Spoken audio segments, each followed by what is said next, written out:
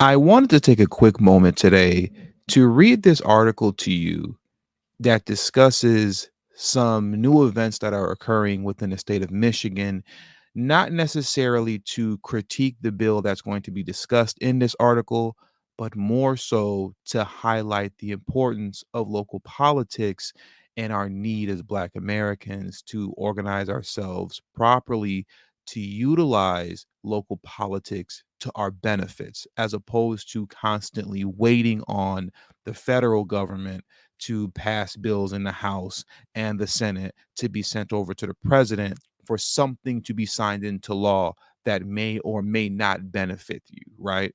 So let's get into this article right now. And then after I read this article, I want to get into a couple of more things to once again highlight the importance and the power of local politics. So the article reads as such: a recently passed bill in Michigan could make it a felony to intimidate someone by intentionally using the wrong gender pronouns, according to some legal experts. Michigan State House Representatives has passed a bill, HB 4474, a piece of legislation that criminalizes causing someone to feel threatened by words. Under the new bill, offenders are guilty of a felony punishable by imprisonment for not more than 5 years or by a fine not more than $10,000. So, just so we're clear, in the state of Michigan, and this isn't law yet, but it currently passed the House of Representatives, that if you make someone feel threatened because you misgendered them, you can be sent to prison for 5 years, or you can be given a fine of $10,000. That's the law that may possibly get put, or I should say, that's the bill that may possibly get passed into law, which most likely will, because Michigan is completely Democratic control from top to bottom. But I don't want to jump the gun with that. Let's carry on with this article and read a little bit more, right? Intimidate means a willful course of conduct involving repeated or continuing harassment of another individual that would cause a reasonable individual to feel terrorized, frightened, or threatened, and that actually causes the victim to feel terrorized, frightened, or threatened, the bill reads. The bill specifically addresses sexual orientation and gender identity or expression as protected classes. According to the bill, gender identity or expression means having or being perceived as having a gender related self identity or expression, whether or not associated with an individual's assigned sex at birth. Critics are accusing the bill of violating the First Amendment. Make no mistake about it, those advocating for this legislation will wield these policies as a weapon capable of destroying conservative expression or viewpoints grounded in the sacred, distinguished professor Demetrius Williams Wagner told media outlet The Daily Wire. The state of Michigan is now explicitly allowing the gender issue to be used as a protected class. This opens up numerous issues when it comes to the courts and the continued weaponization of the system against conservatives, State Representative Angela Regas said of the bill. She continued, "We saw similar concerns when they wanted to pass blocks on conversion therapy. It seems Dems want to be in the business of telling people how to think." The bill was passed by the Democratic controlled state House in a 59 to 50 vote. It now moves to the Michigan Senate for consideration. If approved by the Senate, it will be sent for approval to Governor Gretchen Whitmer, who is expected to sign it.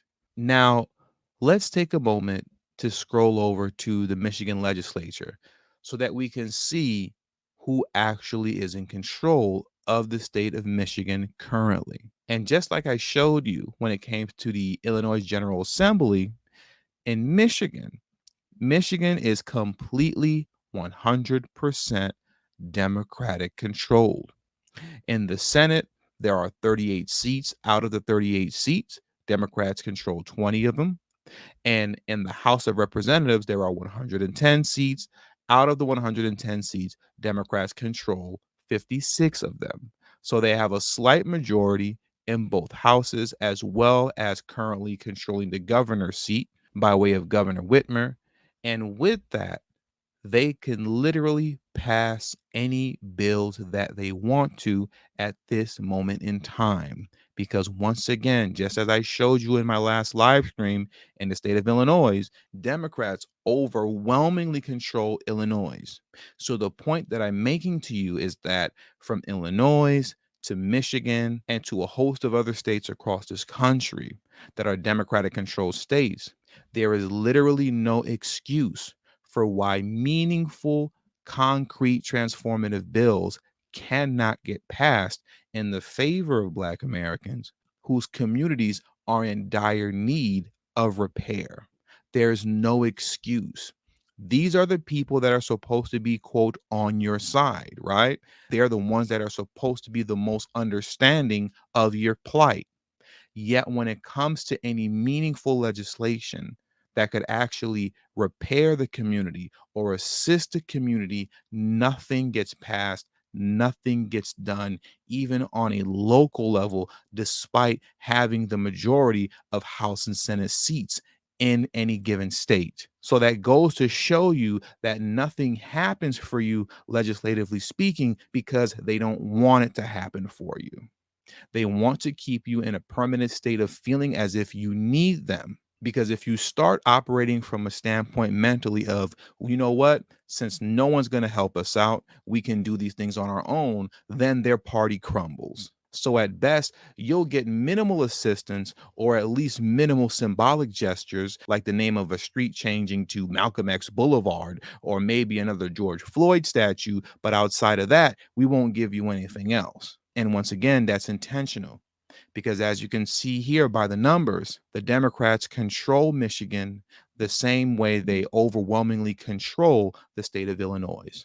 The same way that at the beginning of Biden's presidency, the Democrats controlled the House and the Senate, with Kamala Harris being the tie-breaking vote in the Senate. Yet when it came to Black Americans and whatever legislations that we are supposed to be championing at this moment in time, at least according to the mainstream, right?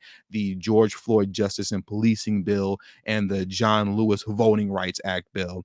Whoopsies, we couldn't find a way to pass it because somehow the Republicans got in the way, even though we controlled the House and the Senate and the presidency for the first 2 years of Biden's presidency, the same way the Democrats control the House and the Senate in the first 2 years of Obama's presidency. But once again, whoopsies, the Republicans found a way to foil our plans, specifically when it comes to Black Americans. Isn't it amazing how when it comes to the Democratic Party, it doesn't matter if they control all chambers of Congress, some way, somehow, the evil boogeyman Republican always finds a way to foil your plans. I find that very interesting. Now, I want you to tell me in the comment section, do you believe it's really the Republicans who always find a way to foil the plans of the Democrats when it comes to Black Americans? Or is it just the Democratic Party who refuses to pass meaningful legislation that would actually benefit you?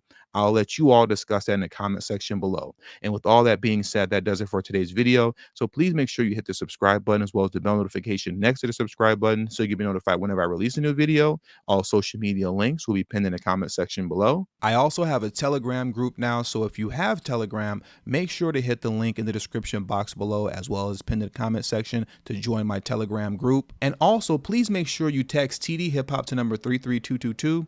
That's tdhiphop to number 33222. That way you'll get a text notification whenever I release a new video, but it also serves as an insurance plan for myself, so in case YouTube ever gives me the axe, I'll be able to send you a direct link to where you can find me next. And last but certainly not least, for those of you who have a love and appreciation for the work that I put in on this channel, the number one way you can show your support is through Patreon. For only $3 a month, that will help put me in position to take TD Hip Hop Media off of YouTube. Remember, the goal is not to grow big on YouTube, but to grow independent of YouTube. And for those of you who have issues with joining Patreon, you can also hit the join button that's next to the subscribe button, and that way you can become an official channel member for as little as $3 a month as well. And lastly, if you haven't already, please make sure you join the emailing list. There is no way that I can go independent of YouTube if I cannot take the audience with me. And the link to that will be pinned in the comment section as well. Thank you for your time, and until the next video, peace.